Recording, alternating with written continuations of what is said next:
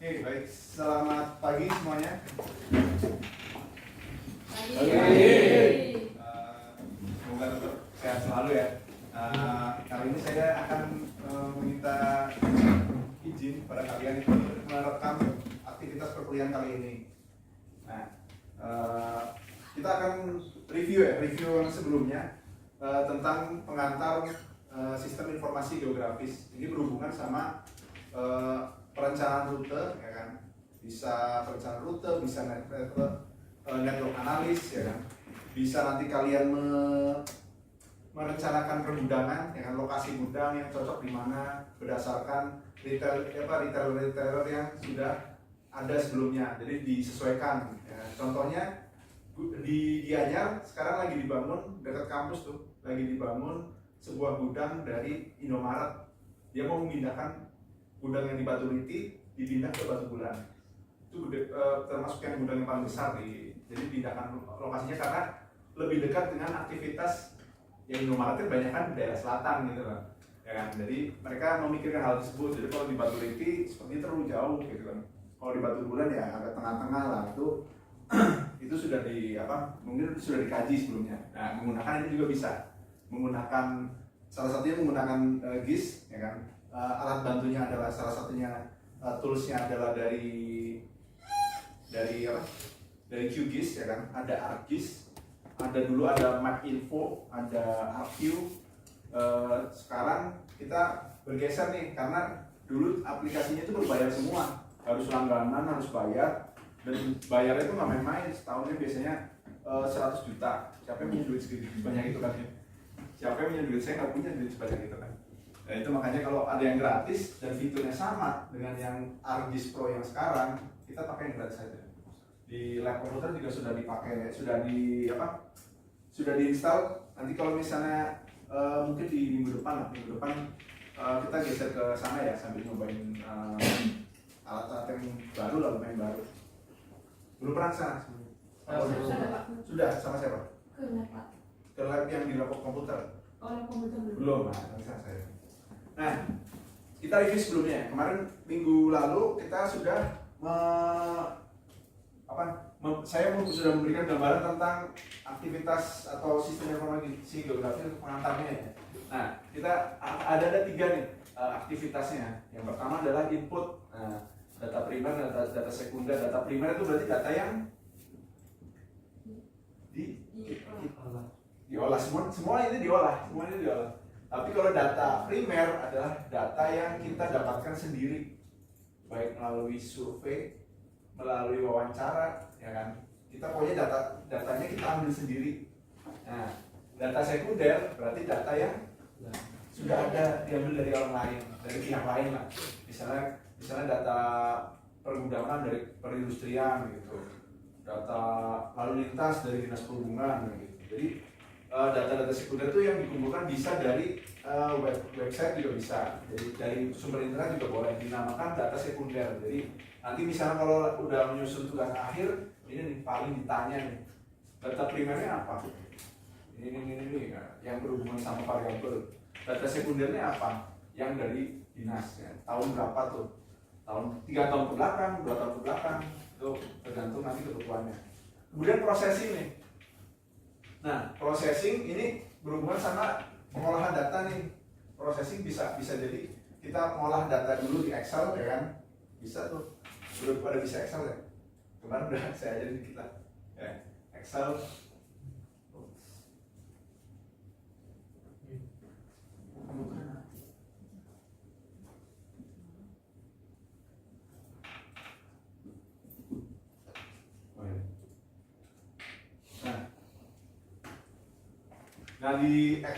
Nah kita ngolah data di Excel, ya kan, bisa melalui aplikasi lain seperti nanti ada SPSS, ada MATLAB, ada pakai Zin Macro, itu banyak banget aplikasinya bisa dipakai. Tapi rata-rata berdasarkan pengalaman ya, Excel pun bisa menggunakan untuk mengolah data, untuk mensortir data yang kosong mana dihapusin bisa. Saya kemarin penelitian pakai Excel aja untuk merapikan datanya, baru saya tampilkan di aplikasi QGIS-nya. Kemudian metode pengambilan keputusan ini biasanya pakai AHP nih. Jadi metode analitik hierarki proses namanya.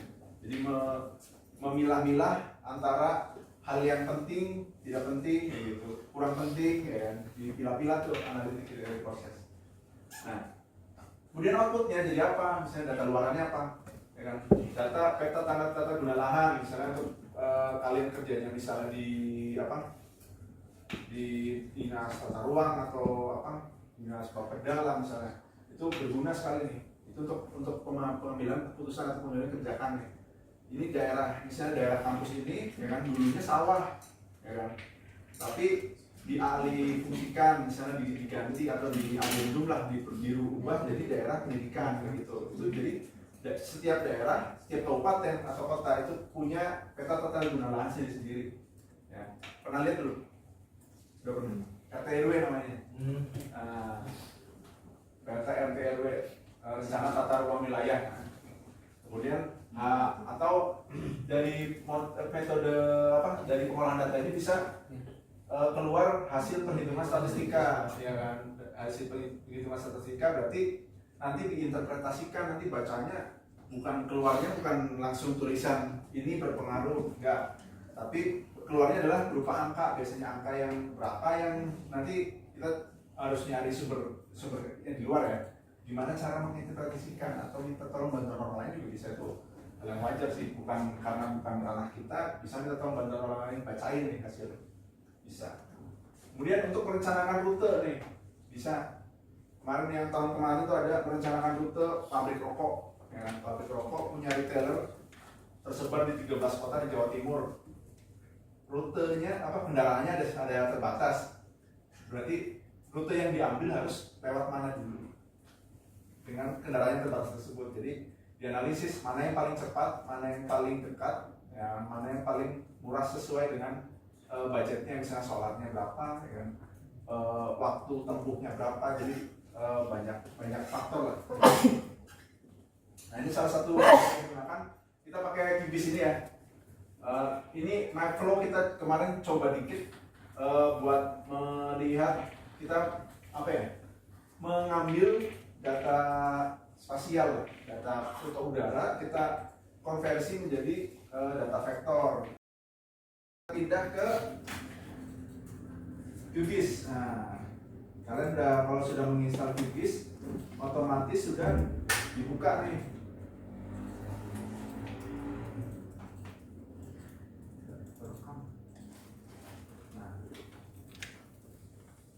Nah, QGIS ini akan tampilan awalnya adalah seperti ini nih. QGIS ya. Ada tampilan awalnya seperti ini, ada newsnya. Ini sebenarnya biasanya cuma berita-berita apa ya, yang tentang geografi lah gitu biasanya nih. EU Cyber Resilience Act, berarti untuk apa, keamanan cyber nih, kayak gitu aja sih, paling nggak terlalu penting lah beritanya. Kemudian di sebelah kiri ya kan, kiri ada namanya browser, yang di sini ada browser nih. Ini bisa membrowse, ya kan? Browser dari menselancar ya, membrowse komputer kalian. Di sini ada C nih, di sini ada nggak?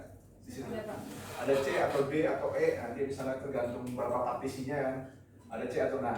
Jadi kalau kalian membuka file bisa lewat sini, ya kan? Tanpa perlu buka di Explorer lagi. Jadi nggak usah bolak-balik.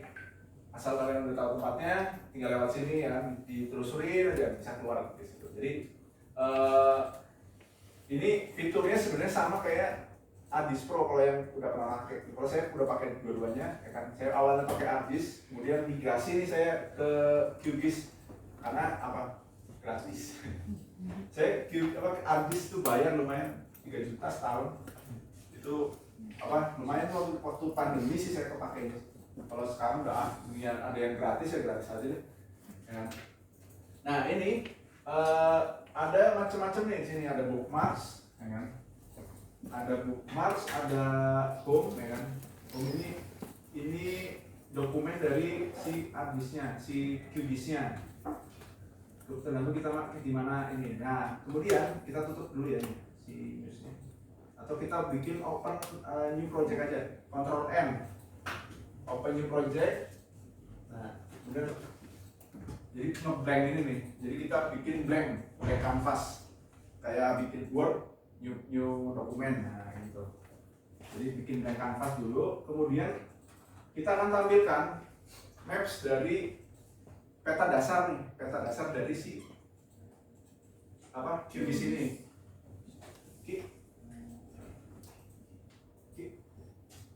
Nah, menampilkannya gimana? Ini yang sudah defaultnya adalah pakainya Maps.Zen sama OpenStreetMap.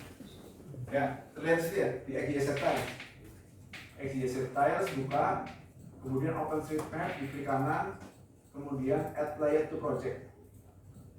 Nah, ada muncullah peta dunia kayak gini nih. Ya, coba ulangi gimana? Ulangi, Pak. Nah, cari di XYZ Tiles, dibuka XYZ Tiles di sini. XYZ Tiles. XYZ Tiles. Oh, XYZ sudah berapa? Nah, XYZ Tiles, kemudian buka OpenStreetMap. Di klik kanan.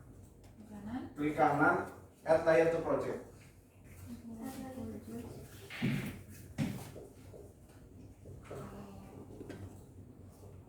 OSM. Kemudian Add Layer. Nah, kemudian Add Layer. Saya nggak ada. Masa? Ada. Ada. Ini sip sama. Jadi kita hilangkan dulu lah. Kita hilangkan dulu tampilan. Misalnya tampilannya begini doang nih, ya kan? Kita ke view, ya kan? Langkahnya ke view, terus ke panels, view, panels, terus klik browser, ya kan? Klik lagi satu lagi ke layers. Nah, itu yang wajib ada ya. Bagi saya, yang wajib ada adalah satu ini, satunya layers. Layers itu lapisan-lapisan, nanti kita bikin layers nih. Kayak pakai Corel Draw atau pakai Photoshop, ada kan layersnya gitu kan. Nah itu, ini apa sama seperti itu prinsipnya. Yang paling bawah ya yang nggak kelihatan gitu. Yang paling atas yang paling terlihat gitu. Nah setelah sudah semuanya udah muncul kayak gini, nah kita bisa zoom nih. Jadi kita bisa zoom ya kan, cukup detail. Nah, cukup detail ya. Ini OSM nih, stylenya OSM, OpenStreetMap. Kalau kita agak kurang seret lah sama style ini, bisa kita ganti stylenya. Stylenya gimana? Tapi nggak bisa sedekat itu, Pak. Mana? Internetnya kali nggak ada ini. Ini kan dari internet soalnya. Nah, coba kita buka ya. Google Maps QGIS. Nah, di sini ada how to add Google Satellite Imagery and Google Maps to QGIS. Nah, di sini ada alamatnya nih. Kalian bisa cari di Google sendiri. Coba. Cara menampilkan Google Maps di QGIS, nah gitu caranya. Ada pasti.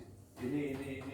Nah, ada namanya Google Maps. Nanti kita familiar sama Google Maps ya. Soalnya sekarang Waze itu udah dibeli sama Google Maps, jadi matiin itu. Sengaja nggak biar ada saingan. Kemudian ada Google Satellite. Makanya tampilannya satelit kayak Google Earth. Nah, kemudian ada satelit hybrid, berarti campuran nih antara Google Satellite sama Google Maps. Jadi ada jalannya, ya kan? Ada nama jalannya. Kemudian ada Google Terrain. Terrain berarti ada apa? Ada lembah-lembahnya, ada kelihatan 3D-nya dikit. Kemudian ada Google Roads. Tampilnya cuma jalannya aja. Tergantung kita pakainya mana ya. Kita pakai Google Maps-nya dulu lah. Di copy semuanya, ya kan? Di copy, klik kanan, copy, salin, nah, pindahkan ke sini. Kemudian di XYZ Tiles-nya ini, ya kan? Perhatiin dulu. Kita akan new connection nih, new connection. Name-nya Google Maps. URL-nya kita tambahkan yang tadi yang ini terlalu jauh. Jangan buru-buru di enter ya. Jadi dipastikan gak ada spasi di pinggirnya. Kemudian setelah sudah langsung aja oke. Nah, ini Google Maps sudah muncul di sini kan. Kita akan hapus ini dengan remove layer. Kemudian tambahkan Google Maps. Nah, tampilannya seperti ini. Jadi kalau mungkin kita lebih nyaman lihatnya dengan Google Maps, nggak masalah. Nah, jadi seperti ini lah tampilan Google Maps-nya. Kalau OSM ada nggak familiar ya. Tapi kalau saya sudah pernah pakai yang standar yang OSM. Google Maps belum ada yang ini. Nah, kemudian kita akan tambahkan lagi nih semuanya nih. Nggak semuanya sih, paling 3 aja lah. Nah, dari ada kok Super Mac OS. Ini belum ada, jadi kayak ini masih tahun berapa nih? Belum ada, nggak ada keterangannya biasanya. Kalau yang Google Maps itu tidak update nih, update setahun mungkin belum jadi sama sekali, belum ada konstruksi nih, ya kan? Foto udara ada, trikinya adalah biar nggak ada awan gimana caranya? Ya kan? Nunggu itu. Jadi kalau foto itu tiap hari dilakukan pemotretan oleh satelit nih, terus muter-muter satelitnya, difoto tiap hari, tiap saat, kayak gitu kan. Tapi dipilih sama mereka, dikurasi mana yang ada awannya, mana yang nggak ada awannya. Kalau yang ada awannya nggak usah, yang ada awannya baru ditaruh gitu. Jadi itu susahnya bikin gambar bersih, makanya ada terlihat mana kadang ada batas yang gelap terang. Gelap terang ini berarti beda foto nih yang ini. Yang ini terang, yang ini gelap, berarti waktu pengambilannya berbeda biasanya. Waktu pengambilannya berbeda-beda. Ada yang agak terang dikit, hijaunya coba perhatiin. Jadi bentuknya kayak mozaik kotak-kotak kayak gitu. Oke. Nah, kemudian ya kan, dari sini sudah sampai sini semua atau diulang lagi? Bilang lagi Pak. Bilang lagi. Ulang lagi? Tadi masih bikin. Sebenarnya tadi kurang aja, tapi kalian udah dapat yang ini, dapat yang ini. Yang ini udah dapat. Nah, cari dulu ininya. Bagaimana cara Google-nya, bagaimana cara menambahkan Google Maps di QGIS.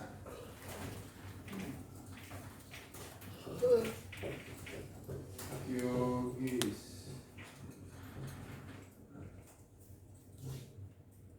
Nah, misalnya kita bisa mau nandain nih wilayah, kita mau digitasi kampus nih, ya kan? Kita bikin jalannya dulu, jalan lapangan dibikin, pakainya poligon, ya. Kemudian gedung rektorat bikin, kemudian parkiran bikin, ya kan? Nah, dibikin satu-satu. Itu dengan misalnya tadi, kalau titik adalah point of interest, POI. Kalau dot, ya kan? Pakai ini lah. Ini adalah untuk poin untuk POI. Kemudian untuk line itu untuk jalan. Ini line, jalan dan sungai. Kemudian untuk poligon itu untuk wilayah. Yang terpakai untuk network analis ya biasanya ya, itu adalah line sama poin. Kita harus tahu poin di mana berhentinya. Misalnya gudangnya di sini ya kan, jangan gambar. Gudangnya di sini ya kan, kita nitikinnya salah di sini kan, berbeda. Atau gudangnya di sini, kita nitikin di sini, jalannya beda, gak ada jalan ke sini kan, ya kan? Kita harus sesuai nih sama lokasi sebenarnya. Jadi kayak base map ini untuk referensi kita aja, ya, untuk referensi. Takutnya salah, data yang misalnya dapat data sekunder nih dari Disub atau dari Bapeda lah misalnya, kita dapat wilayah. Nah, kita referensikan dulu di sini, direferensikan. Bener nggak lokasinya di sini? Sama nggak? Internetnya ada. Sudah sampai situ? Cukup Ada pertanyaan? Ya. Kamu muncul ya Pak? Gimana ini? Ini apa? Si Brit satu. Ya, enggak. Kalau Basecamp hanya dipakai satu aja, yang paling atas. Jadi kalau pakai 3 percuma. Jadi kayak dipakai cuma yang di atas aja. Berarti yang Google Maps saja. Nah, yang kalau saya pakai Habit doang. Yang ini tuh dihilangin juga nggak pengaruh katanya. Jadi yang paling atas, yang paling terlihat kayak gitu. Kayak tumpukan foto, ya, yang paling atas yang paling terlihat. Yang paling bawah mau dicentang juga nggak apa-apa, nggak pengaruh. Nggak kelihatan, nggak bakal kelihatan. Nah, di sini nih coba lihat ya. Cari aja Google My Maps atau My Maps Google.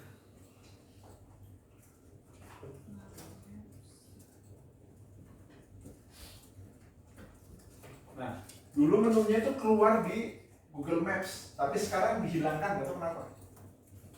Kayak harus dicari pakai Google sendiri. Nggak bisa langsung dicari ini, klik kayak gitu. My contribution gitu, apalah. Jadi sekarang tuh agak mungkin disembunyiin apa gimana, mau dimatiin atau nggak tahu deh. Padahal ini bagus nih, selain pakai misalnya kita nggak mau download Google Earth, ya kan, pakai ini alternatifnya. Ini adalah fungsinya adalah untuk mengekstraksi atau mengakuisisi data dari Google Maps. Akuisisi itu berarti mengambil data nih, mengambil data-data yang kita butuhkan. Nah, misalnya kita bikin yang pertama, bikin ini nih, buat peta baru dulu.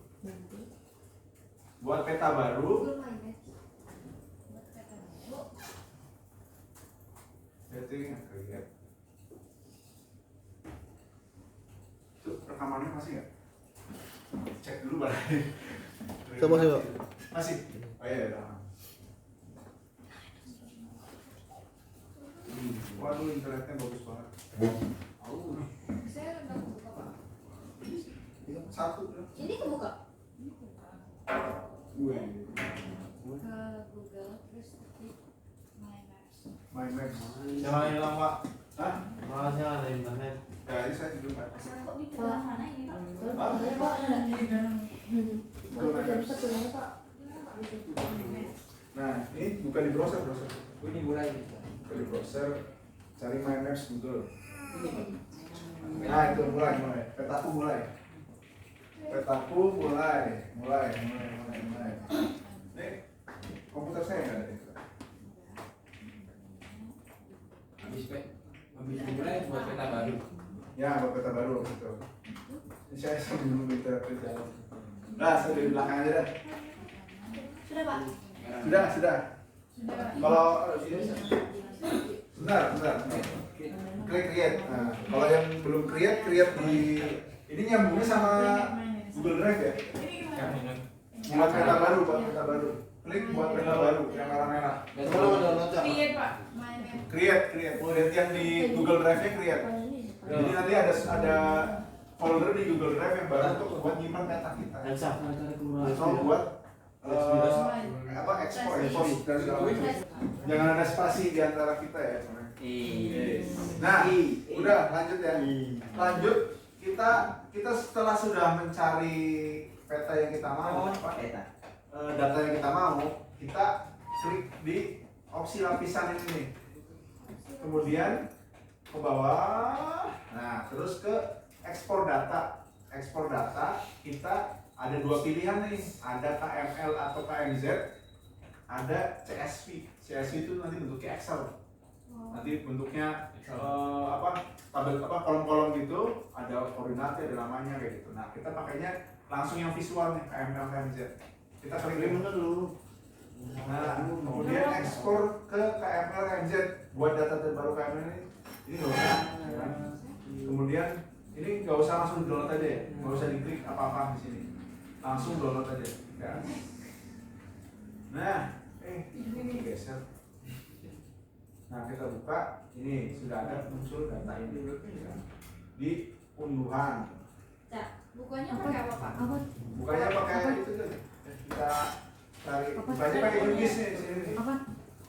Cara dibuka Bukanya pakai QGIS. Ada belum itu? Yang dari ini belum. Aku belum. Nah, di sini ada nih di home ya kan. Di browsernya kita buka di home. Browser home buka ada download kan. Downloadnya dibuka. Cari yang sudah disimpan di situ. Kita ininya apa tadi pakainya? Stasiun MRT kalau saya. Kasih tempong. Ya boleh. Kemudian klik kanan di sini. Kemudian klik di sini dulu ya, jangan langsung ke kanan. Kliknya di bawain dulu. Terus Pak.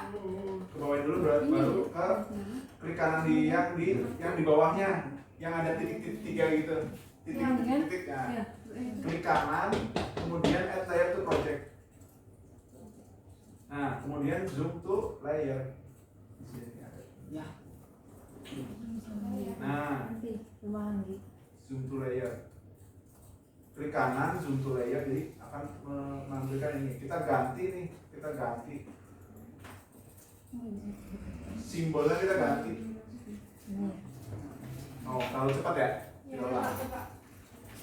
Nah, setelah ini klik kanan terus add layer to layer ya kan? Bisa ya, add layer to project bisa ya? Kalau di atasnya diklik nggak bisa, nggak ada produk. Tapi kalau di bawahnya ada. Nah, kalau ada kita tambahkan di situ.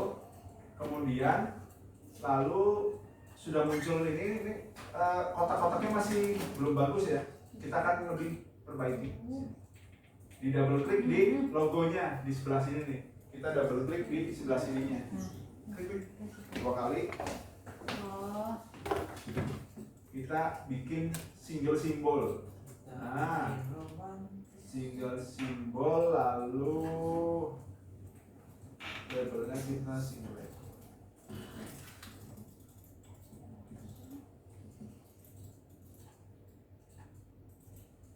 Nah, simple makro aja deh. Nah, sudah kelihatan ya. Save simbol dulu Pak. Simbol. Nah, simbologi ya kan, single simbol ininya diganti. Awalnya kan embednya diganti single simbol. Nah, single simbol mau diganti pakai data ini juga bisa, cuma agak sulit. Kalau simbol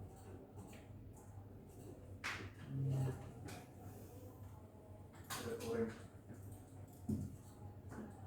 Nah, kemudian labelnya kita ganti. Coba kita sebelum itu kita lihat dulu nih, data ini ada atributnya apa aja. Nah, yang saya bilang kemarin ya kan, kemarin tuh bilang ada 2 data, yang satunya data vektor ya, data spasial, yang satu data atribut. Nah, data atribut ini yang jadi sudah ada namanya ada ya kan. Kita bisa ditampilkan deskripsinya di sini ya kan, kita bisa edit di sana, ditampilkan jalannya jalan apa gitu. Nah, ini nggak usah lihat, yang penting ini yang namanya ini. Ya, kita bisa tampilkan di stasiun MRT. Labelnya bisa single label, name, nah udah cukup. Name Pak. Name. Nah, jadi misalnya gini. Jadi rute-rute apa Pak ya? Ya kan rute stasiun kereta, rute keretanya ini. Nah, tuh. Namanya di mana Pak? Apa? Kasih namanya di mana Pak? Kasih namanya tinggal di label aja. Label ini. Label, single label, yang mana label ya. Awalnya gini kan. Terus single label. Name. Nah, name ininya bisa diganti nih sesuai dengan kolomnya. Jadi kalau yang kita tuju name ya name, namanya apa? Nah, muncul nih. Gak usah namain lagi. Jadi kita nggak usah bikin lagi, nggak usah tebak-tebakan. Ya. Kita ngambil data dari luar kayak gitu. Oke, sekian dulu dari saya. Semoga bermanfaat. Kita ketemu di minggu depan di lab. Terima kasih semuanya. Terima kasih banyak, Pak. Terima kasih. Tutup aja.